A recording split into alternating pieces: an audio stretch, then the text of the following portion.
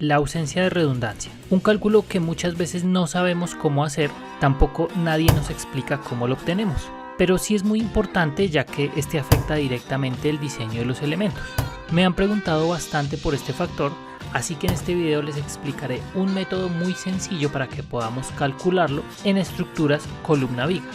Una aclaración antes de iniciar: su límite e incluso su nombre mismo pueden variar respecto a la norma de cada país, pero el concepto es el mismo. Veamos. Primero aclaremos en sí qué es la ausencia de redundancia. Por ejemplo, ¿han escuchado cuando alguien dice una palabra repetidamente en una misma oración? Como temprano madrugó la madrugada, u otro tipo que seguramente me han escuchado decir en otros videos de este canal. En ese caso, la redundancia indica eso, la repetición. Y es en sí lo que quisiera la norma, que los elementos tipo columna se repitan mucho en un espacio relativamente pequeño. De no hacerlo es cuando tenemos la famosa ausencia de redundancia o falta de repetición de elementos estructurales verticales, que tiene mucha incidencia en edificios con pocos ejes de columnas. De haber pocas, los elementos que existan deberán tener mayor cantidad de acero o mejores secciones. Hasta ahí una explicación entendible, pero las normas lo ponen en términos más o menos como estos. La pérdida de la resistencia a momento en la conexión viga-columna de los dos extremos de una viga no resulta en una reducción de más del 33% de la resistencia ante fuerzas horizontales del piso ni produce una irregularidad torsional en planta extrema.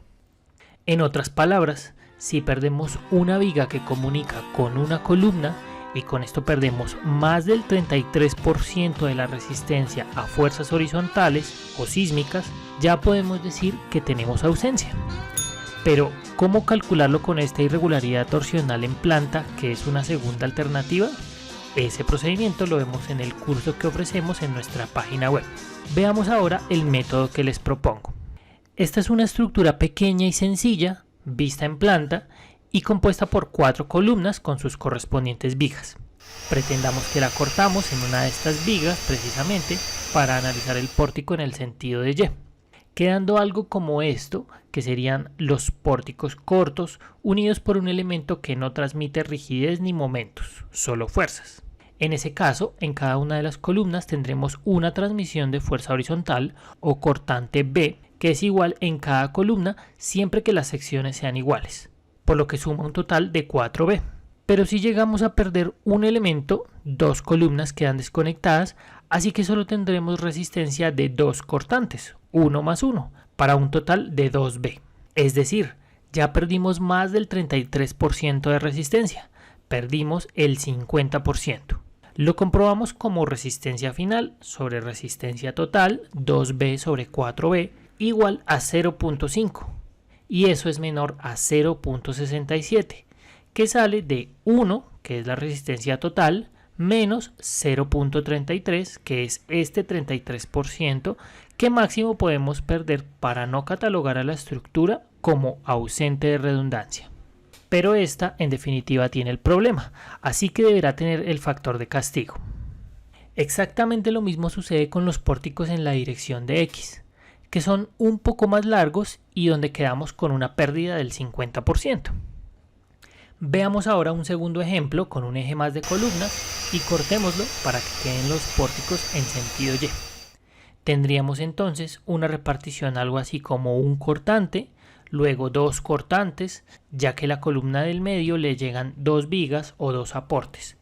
Luego de nuevo un cortante de resistencia sumado a los paralelos, que serían de nuevo 1, 2 y 1 respectivamente, para una sumatoria de 8B, como la fuerza horizontal total en el piso. Si perdiéramos un elemento de nuevo, quedaríamos con apenas un cortante de resistencia en la penúltima columna. Recordemos que perdemos solo uno de los 2 elementos que llegan allí, por lo que la resistencia final sería la sumatoria de 6B. Hacemos de nuevo la relación de resistencia final 6B sobre resistencia total 8B. Esto da 0.75, que es mayor a 0.67, lo que quiere decir que hemos perdido apenas el 25% de la resistencia total. Así, la estructura sería redundante o ideal para la norma y no necesita ser afectada por el factor de castigo correspondiente hasta el momento, ya que nos falta ver qué sucede en el sentido de X. Para ver los pórticos en X, cortamos dos elementos y abrimos la estructura, por lo cual en cada unión tenemos una transferencia de un cortante V para un total de 6B. De nuevo, al perder un elemento, perderíamos dos cortantes B, para quedar con un total de 4B. Así hacemos la relación y obtendríamos 0.67, una pérdida exacta del 33%. Entonces, si este es el límite impuesto por la norma local, estaríamos cumpliendo. De esta manera podemos hacer una evaluación rápida y muy precisa de cuánto es la pérdida de resistencia cuando falla un elemento estructural en edificaciones aporticadas. Para cuando tenemos muros, ya tenemos que verificar la cantidad de corte que toma este elemento.